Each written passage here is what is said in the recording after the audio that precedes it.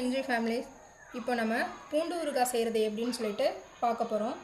அதுக்கு தேவையான பொருட்கள்: காய்ந்த மிளகா, புளி, பூண்டு, சுத்தமான நல்லெண்ணெய், பெருங்காயத்தூள், வெந்தயம், கடுகு.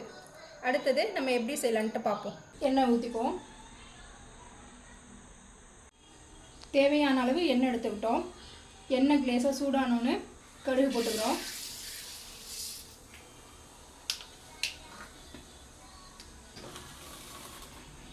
அரைச்சி வச்ச மிளகாய், பூண்டு, புளி மூணுத்தையும் இதில் ஆட் பண்ண போகிறோம்.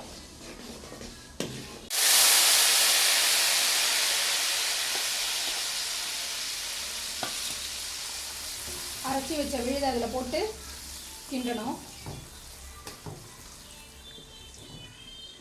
இப்போ பூண்டு ஊறுகாய் ரெடி ஆகிட்டு ட்ரை பண்ணி பார்த்துட்டு எப்படி இருக்குன்னு சொல்லுங்கள். தேங்க்யூ.